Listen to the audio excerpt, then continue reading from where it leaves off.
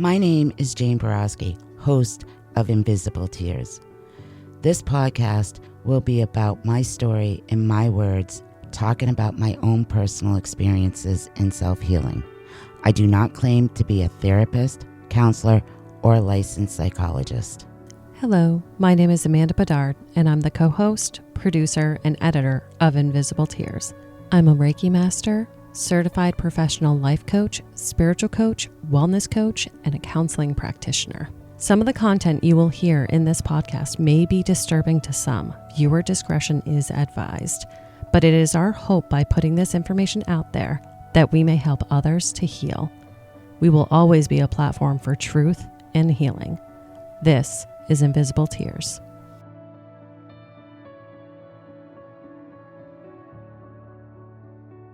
On this episode of Invisible Tears, Jane, myself, and Drew talk about how we all came to know each other and how our amazing team came together for this project. The universe sure had plans for us. Hello, everyone. Welcome to this episode of Invisible Tears. I am your co-host, Amanda Bedard, and with me, I have the host of Invisible Tears, Jane Borowski. How are you doing today, Jane? I'm wonderful. How are you? I'm doing fantastic. We also have Drew Bedard here today. Hello. Hello. How you doing? Doing good. Fantastic. The purpose of this episode is so you all can really just get to know each of us. Why we're together with this project. It's actually quite a funny and interesting story, and it truly speaks to our mentality that everything happens for a reason, and that's how this entire project came together. Definitely. Everything happens for a reason, and it was quite interesting how this came about. It really was. The timing was quite uncanny. It was almost like we can't make it up. No. So we want you all to hear the story. So I guess we can start off with, Drew and Jane have the immediate connection of, knowing each other all of Drew's life. So Jane, how did you meet Drew's parents? Me and Dennis met Drew's parents through mutual friends. And we just connected. We saw our friendship right there. And we started going to a lot of cookouts at Andrew's grandmother's house. And we just, throughout the years, we just got to know each other and became very, very good friends. I mean, it's been like 30 plus years that I've known his parents. Mm-hmm. And I ended up, I worked for his parents for a few years, detailing cars. They own their own detailing business, detailing cars. So, and they taught me everything I needed to know because I ended up detailing cars for a few years after that at different dealerships. And Andrew was only about maybe 2 when I was detailing cars with them. And always been in my life. I watched their kids grow up, and they watched my kids grow up, and they all grew up together. At the time when I met Andrew, he was only like 2, like I said, and his siblings hadn't existed yet. So those of you that don't know, Drew is the oldest among his siblings, and he has a younger brother and sister. Yeah, Paige and Marcus. And actually, if throughout the years as we known them, we ended up moving right down the street from them. And I started a daycare business, doing daycare. And I ended up babysitting Andrew and his 2 siblings for about a year, maybe 2 years. Yeah, a couple of years. Yeah, at least. And I ended up, that's how I ended up knowing them. I've just always known them. And of course, all the cookouts and the birthday parties and graduations and then graduations again for college, and just pretty much watched them grow up. We still have a great relationship with his parents. They do they move around a lot in the country, and we've gone to Pennsylvania to visit them, North Carolina to visit them, and always stay connected. Sometimes we wouldn't talk for a couple of months, but we always connected back up, and just always had a great friendship with them. Sometimes those are the best relationships too, the relationships that you know that you're going to have for life, and it's like it's more like family as opposed to friends. Oh, exactly. You can not talk to them for however long and then reconnect with them, and it's like no time has passed. And yeah, exactly. Even to this day, my dad still considers Dennis his best friend. Yeah, Dennis too. Dennis considers your dad, Mike, best friend. Yep. It's funny that you mentioned my grandmother's house and the cookouts we're getting to know, because that's actually the location where I remember first hearing about Jane's case, and it was watching the Unsolved Mysteries once that was released, and I was maybe 7 years old when first hearing about that. It was one of those, the whole family got together to actually watch that episode once it was released in that 91. must have been on Unsolved Mysteries. Yep. Yeah, so if you were 7 years old, it would have been in It was 91, 92 era. Yep. And yeah, Jane and I, we just, even when I was in college, still stayed in touch. Anytime I was back in town, we'd always see each other at cookouts. And I would say Jane and Dennis are the one family friend that I have stayed in constant contact with throughout all of my life and, entirety of coming and going from the area. Yeah, I mean, we've always stayed connected. Whenever I saw your parents, especially when you guys were in college, I always asked about you guys, how school's going, and yeah, you guys were like my kids. Yeah. Yep, exactly. So it had been a couple of years since I had talked to you. Yep. And last year, it was, of course, the pandemic last summer was going on.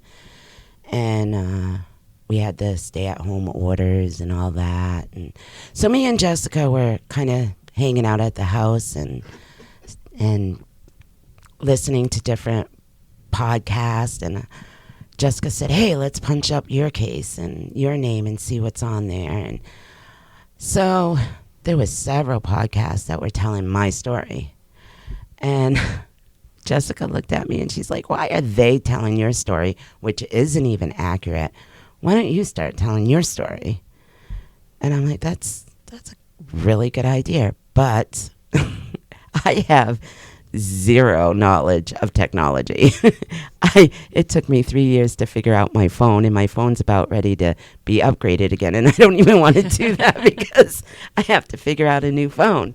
So we were sitting there, and she looked at me, and she's like, what about Andrew? And I was like, what a great idea. So I immediately got on my phone, and I messaged Andrew, and I said, hey, want to help us with a podcast? And Andrew's immediately responded, was like, yes, let's meet. Now, I got to remind you that Andrew and Amanda were also thinking about a podcast, but I had no idea about this. None. So we decided to meet a couple of days later in Keene and had lunch. And I brought in all my ideas on what I wanted to do for a podcast. And it was, about my healing, because I had gone through a lot of healing and a lot of counseling the past 10 years. And all of a sudden, Andrew looks at me and was like, did you talk to my mom?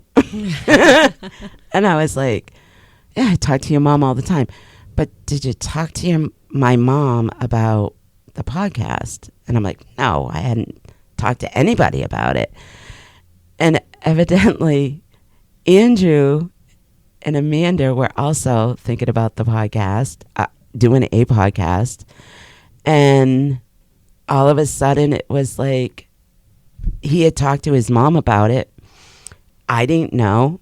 And we just got together, and all of our ideas were so similar. And and it just we clicked, like immediately clicked as a team, forming this podcast. It's been amazing. It really has. We if what one doesn't think of, the other thinks of, and we just we clicked. Yeah. So what was actually that conversation like with your mom, Drew? The whole premise of serial killers, unsolved cases, and everything was something that always just sort of interested me. And then also having such a close tie to Jane, it made it feel close to home. Like, holy shit, I actually know somebody who was a survivor. I can get that firsthand account. Right. So what we wanted to do was some sort of podcast talking about serial killers, unsolved cases, but also from the side of the victims, not just from the perpetrators. And in my mind, the first case to do was going to be the Connecticut River Valley murders. And Jane was going to be the first person, hoping to speak with and actually getting her story. So the timing was just one of those, wow, we're all already thinking the same sort of thing. And during that lunch was where we ironed out which direction we actually wanted to take this podcast. And it was just one of those, the timing was absolutely perfect. It couldn't have come at a better time. And Jane, you were ready to finally tell your story. Mm-hmm. Me and Amanda were finally ready to jump into trying to get some information out there and actually speaking with people. So it couldn't have happened at a better time. Yeah, the timing was absolutely insane. I mean, we actually went to that, and I'm remembering this now. It just feels like so long ago. We actually went to that lunch just assuming that Drew's mom had a conversation with you, Jane, and that's why you were actually bringing it up to us. And when we found out that no, she hadn't talked to me, because it was literally a couple of days, I think, or a day, within a week, or something like that. And then Jane had contacted us, so we figured that that's actually why Jane contacted us. But that wasn't the case at all. And once we realized that, it was really like a full body chill. This is actually going to be a really amazing project. Yeah, everything happens for a reason, and Andrew was a little bit of a non-believer about that. He used to be. But now, everything happens for a reason. And I mean, Amanda, with your wellness practice, you had actually brought Jane in for some Reiki and counseling prior, and that was how you guys actually joined in. You guys just clicked instantly. Yes. Yeah. So I'm actually remembering the first time that I met Jane. I believe it was over at the campground. There are a lot of people. Yep. There were a lot of people over there. And I met Jane, and immediately I also remember just being so drawn to like Cheyenne. She was so bubbly, and she was Cheyenne's Jane's granddaughter. And she was so bubbly and so cute, and just like the most beautiful soul. And she immediately like connected in with my daughter that was there. It was, a bit older than her. But it was a really great time. And I think when Jane and I met, it almost felt like we had actually known each other for quite some time. And then I'm trying to remember how you actually came to me at first for Reiki. Was it Drew's mom that suggested it? Or was Drew's mom had mentioned that you had started your business. Yep. And I was going through a lot of stuff with pain and anxiety and all that stuff. And Jessica had mentioned, well, why don't you go see Amanda? Make an appointment with Amanda. Well, of course, I was a complete non-believer with Reiki. Absolutely non-believer. Those are the best kind of clients. And I said, all right, I'll give it a shot. And I went like 4 or 5 sessions. Yeah, I was going to say it was pretty consistent there for a while. And I turned into a believer. Completely. I felt so much better. And we just connected. Every time I went in to see you, we'd have like a 20-minute conversation before you actually got me on the table. I know. It wasn't even about my session. It was always about just family like what's and going on. Yeah. And, yep. Yep. It was just so easy. The connection between the two of us, I think, was just so easy. And so for those listeners that don't know, so the practice that we're talking about is Guided Path Wellness. And I'm a Reiki master and a certified professional life coach, spiritual coach, and wellness coach. And so what I do is I actually specialize in pain management, stress and anxiety reduction, and trauma with my clients. I utilize Reiki energy healing sessions and sometimes, combinations of coaching to help clients heal their mind, body, and soul from the inside out. So that is what Jane first experienced with me after she met me. And yeah, I think that those connections through those sessions was really valuable to us, because I think it really established how easy it was. Like, let's be real. We know each other. Oh, absolutely. We know each other really well. And it's almost like we've known each other our entire lives too. So. Oh, exactly. It feels like that. Yeah. Instant connection, instant friendship connection. Big time. Yep. Big time. Yeah, I thank Andrew every day for marrying her. Brought something good to the table. And actually, it's kind of funny, too, because Jane mentioned with Drew that, now he's a believer and everything happened for a reason. I think I have a slight bit to do with that, too. Oh, I was the same like Jane when it came to Reiki. I didn't understand it, didn't believe it or anything like that. But then about my third session of actually giving it a shot, holy hell did it work. Yeah. And, I mean, with our other business, I'm loading and unloading storage units all the time, and my back pain is just completely gone because of Reiki. It's just absolutely amazing. Mm-hmm. Yeah. Yeah. Like I was saying before too, I love skeptics are actually sometimes the best kind of clients, or I should say realistic skeptics. You know what I mean? As long as you have an open mind, Reiki can absolutely never do harm. You're going to receive from it what you're meant to receive from it.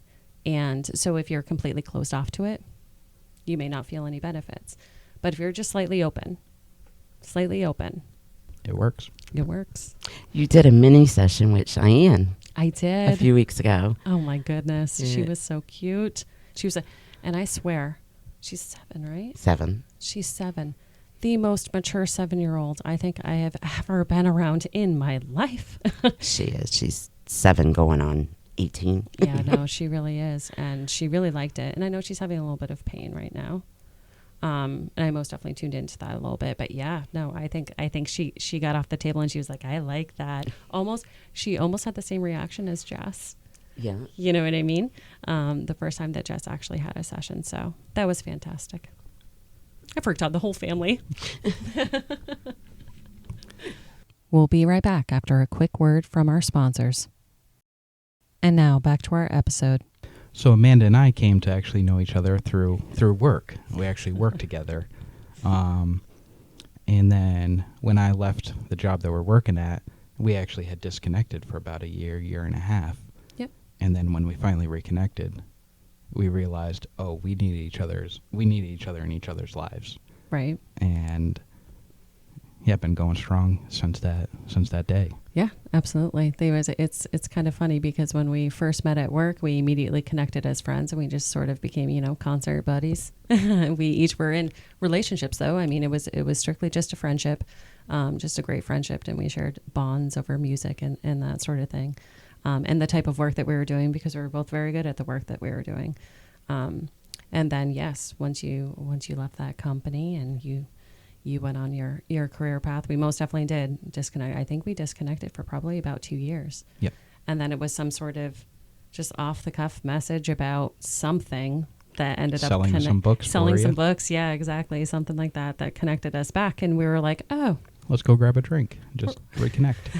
we're both single now too.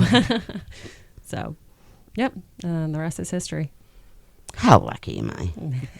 How lucky am I? How lucky are we? And kind of going back a little bit, the point when I knew, I was like, ooh, this is a podcast that Amanda and I were thinking of. And the thought in my mind of, ooh, I can really get Jane on board was maybe a year or two prior to that cookout we spoke with, where Amanda and Jane met. Jane and I were again at the campground, hanging out with my parents, having a little cookout, and we just started talking. And Jane, for the first time in my life, just started opening up and actually talking about the case, showing me some of the scars and stuff. And it was stuff that I had seen, but I never dared to ask her about. And it was just one of those, for me, it made me feel great to know that Jane had the comfort to actually open up to me and tell me a little bit more of the story that you don't hear from all the TV specials and podcasts and all that stuff. And that was when I was like, ooh, yes, Jane's opening up. Mm-hmm. We're going to be able to talk about this. We're going to be able to tell her full story. And so that seed was always planted in the back of my head. And I'm thankful every day that Jane, felt comfortable enough to open up to me and, talk about it, because this is where it's brought us today. Yeah. There was most definitely that showing of trust and comfort, which I don't think that this project would actually work if that wasn't there. Oh, absolutely. Over the years, I've had some people come into my life that had different agendas or their own agendas when it came to what happened to me, and as far as Drew and Amanda's concerned, I've never trusted two people more in my life as I do with them. You guys, I just trust you guys with everything, because you guys your best interest is making sure that I'm okay. Absolutely. And I know that, and I feel that, and I just feel so safe and comfortable with you guys, especially with the past experiences I've had with other people. It's refreshing to know that I have two people that I can lean on, like you two, and I can bring anything to you guys. Anything. If something's bothering me, or I'm having a bad day or whatever, I know that I can call you guys, and you guys will always be there for me.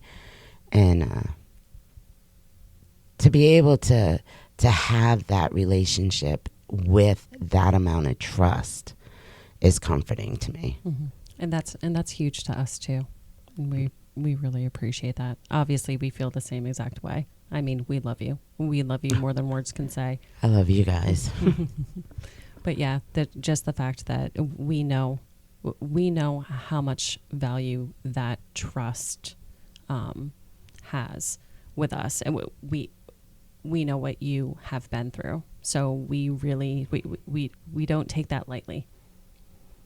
Yeah, especially with all the different TV specials. I mean, Jane, you and I would sit down and I would kind of ask you, well, how was this person? How did they treat you? How was this person? And you would be brutally honest. And it was great to hear, but also also so disheartening to hear too, how some people would just use your story as a platform, but not give, not care about how it was affecting you. But Exactly. But then on the flip side, there would be other ones that, wanted to tell your story, maybe with their own agenda, but it was kind of the right agenda, and you've stayed in touch with them throughout all the years as well. And, Phelpsy being one in particular, John Philippin, but then you have like the Dr. Phils and stuff like that we're just using it to fill a segment. Oh, exactly. Yeah, my experience with Dr. Phil was not great at all. Unfortunately, the person that connected me with Dr. Phil also, she had her own agenda, and I was not part of that agenda. I was just a little tool for her so she could accomplish her agenda, and she never took my safety or my well-being into consideration at all. And but yeah, you're right. There was a few people that I did have good connections with, and still do. Phelpsy is one of them, and John Philippin, and there's a couple of others. So it hasn't all been bad, but I'm still, I have a wall up. Yep. Because And- even with them, you weren't able to tell your full story. No, I wasn't. It was segmented parts of your story. And that's where you're going to have unfiltered ability to tell your entire story from beginning to current. So. Oh, exactly. I mean, I haven't really done any media whatsoever in the past 10 years since I started my healing. My healing started in 2010. And I kind of stayed to myself. I've had a couple of people approach me about doing different shows, and I chose not to because I wanted to focus on my healing. And so now that my healing is 10 years in process, I now feel that I'm ready to tell my whole story, things that people don't know. A lot of things that had happened that people just never had any idea. Even my closest friends had no idea of some of the things that I've gone through. And now that I'm healed, my healing is still in process. It always will be for the rest of my life. But I'm finally in that spot and that place in my life where I can tell my whole story. And it's not going to affect me in a negative way. If anything, it's going to be a positive for me. Right. It's not going to cause a relapse or anything by Exactly. going through the storytelling and everything like that. Yep. Exactly. And, I always, the past 10 years, I started to realize that there's other people out there that have gone through similar situations as I, not to the extent, but have experienced really bad trauma. And I've realized, they also don't have anybody to really talk to and relate to. And that's one of the reasons why I wanted to do this, was healing. If I could help that one person out there, that's why I wanted to do this, was to help that one person out there and let them know, I've been through this. I've going through the healing, and you can live a happy, normal life. And that's what I'm doing today. Yep. Yeah. Yeah, and we're talking about trauma, and we would like to speak with people that have suffered trauma across the spectrum too, not just attempted murder or sexual assault, but also those that have had family members commit suicide and whatnot too. Like, if we want to talk about extreme trauma, you can also, like, if somebody's been in a bad car accident, Yep. that leaves a lasting, I actually have a very good friend of mine who was actually in a horrific accident and is still suffering with clinical PTSD from it, and still is having issues because of it. Loud noises, fireworks, stuff that will just Absolutely. fear in a So, car. Absolutely. Yep. I mean, the sound of broken glass. broken will glass. send into Yep. you know what I mean. And so it's one of those where it's like trauma doesn't know any race. It doesn't know any sex. I mean, trauma is trauma. And I like to play the Stone Cold entrance theme around her though. Yes, and she appreciates that. She loves it. She needs a whole bunch of Reiki afterwards. Got to bring in that business. But no, in all seriousness though, trauma isn't bias. Trauma can affect everyone, and the degree to which the trauma can affect any one person depends on that person. And so, I mean, I even know people that have developed clinical PTSD from just observing situations that they weren't even involved with. So I mean, the degree, well, we may not come across too many people that have gone through something exactly like Jane, you have. Trauma is still trauma, and the more you can open up and talk and have a safe platform for truth and healing, the better you're going to be. That's the whole premise of the healing process. Julie always comes to mind with something like this that we can try to help with some of the healing process. Yeah, my best friend Julie, her son committed suicide, and that affected everybody. He was such a good guy, and we didn't see it coming. Yeah. And still have a lot of questions about it, but Yeah, because he was my age, and we had grown up together, spent Yeah. so much time up there for him, and exactly. So yeah, I mean, trauma does not discriminate whatsoever, and One of my favorite quotes, and I don't know who this person is, and I think I was talking with you about this a little bit before, was the root of addiction is trauma. yeah, There really isn't any, quote, gateway besides trauma. that's true. Mm-hmm. Everybody deals with trauma their own way. Some people, they struggle. I struggled for 20 years with my trauma. Mm-hmm. The first 20 years after my attack, I didn't receive any counseling. And I ended up turning to addiction. I became a compulsive gambler. It about destroyed my life. I'm a felon. I'm a convicted felon because of it. I take full responsibility for what I did, the bad choices I made. Absolutely. I will every day of my life. I made those bad choices. But I can't ignore the fact that because of my attack and because of the trauma and my PTSD, I can't ignore the fact that had a major contribution to my Right. addiction. Yep. But again, I've always taken full responsibility for my bad choices. Mm-hmm. And I've learned from them. And I make better choices today. Yep. A lot better choices today.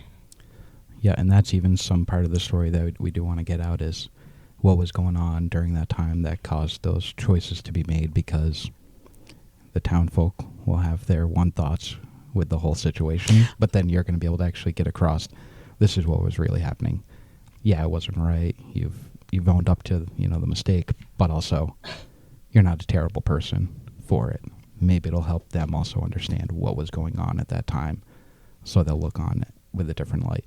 Yeah, that's a possibility. I mean, there's judgmental people out there.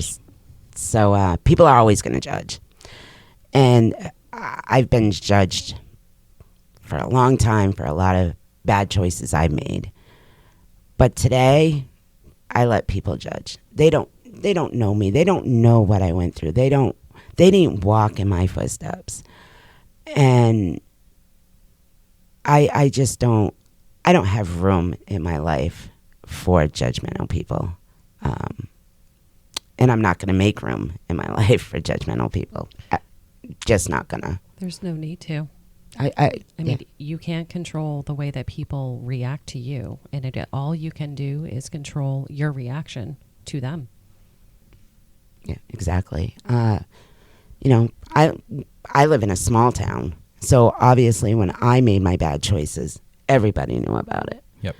And people judged, and it bothered me at first, but in reality, once I was convicted of what I did and I went to jail, I have to think about it as that was the first time I ever received counseling. And I was court-ordered to receive counseling. Yep. And that was the first time ever. And that saved my life. So I can look at it two ways. You made bad choices, and this is how it affected your life at that time. Do I think about that? Nope. I'm going to think about it as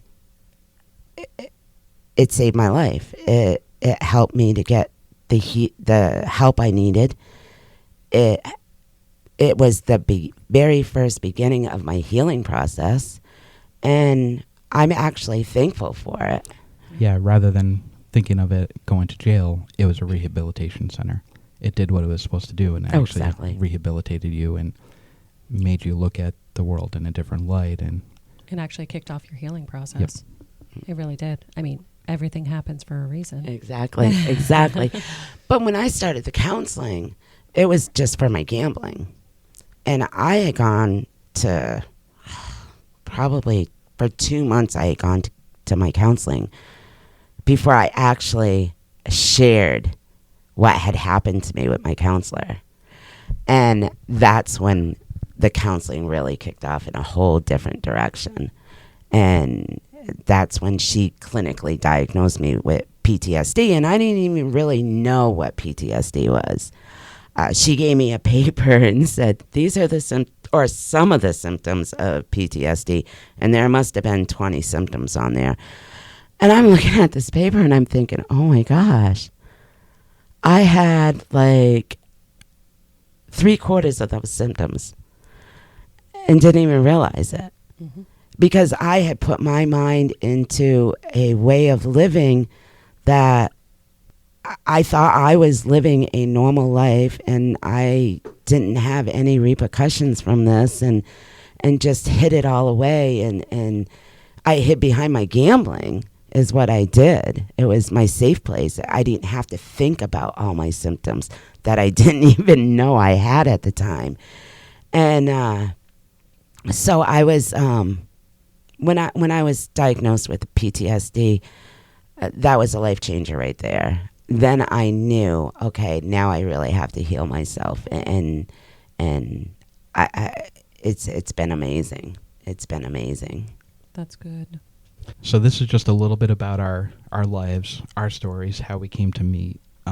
We will be divulging into more of the details that you've heard about in future episodes, as you know, if the subject matter fits into a discussion that we're having, either just with each other or doing an interview with another person to get their perspective, to try to let them know that we as all people are connected one way or the other. We're all going through the same sort of thing at one point in our lives.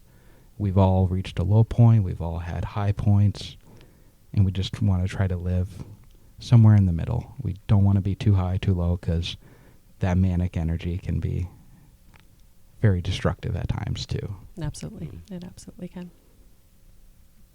Yes, it certainly can. So stay tuned to Invisible Tears for more episodes to follow. We always welcome feedback and questions too on future podcasts. We'll most definitely probably have just a Q&A, but we've sort of summarized, and hopefully you guys feel like you've gotten to know each of us a little bit better and understand why we're all together on this amazing journey and project. Yes, we want everybody to have a comfort level with us, so that way if they do have a question that's been difficult to ask anybody, that they feel comfortable reaching out and asking that question, and we can try to help them in any way possible. So I'm ready to tell my story, and ask anything. I'm very open to questions, and so isn't Amanda and Drew, and we hope to... We hope that you will tune into us and stay healthy, stay happy. Thank you all so much for listening to this episode of Invisible Tears. Make sure you subscribe to our podcast to hear all future episodes. Click into our link tree too in the episode description to find and follow us on all our social medias. And it also links to our website, invisible-tears.com, where you can keep current on any events that may be coming up, read more about Jane and the team, and read more about all the Connecticut River Valley unsolved cases. As we stated in this episode, we want to hear your questions that you have for any of us, so we can answer them in Q&A episodes going forward. So if you have any questions for us, send us an email to invisible.tears1966@gmail.com.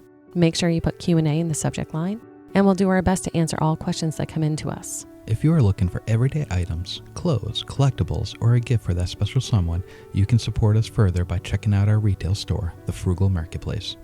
We can be found at thefrugalmarketplace.com or search for us on eBay and Poshmark. We hold an online claim sale on Facebook Live every Monday night at 7 p.m. where you can find our latest items for sales or items at a deep discount. If you're local to the area, please stop in and say hi. You can find us at 919 West Swansea Road in Swansea, New Hampshire. The links for our products can be found in our show notes. If you want to learn more about my wellness practice, Guided Path Wellness, head to guidedpathwellness.org. There you can read more about me and my certifications, more about the Reiki and coaching services I offer both in person and remote, and read all about my products for sale that I make through the practice.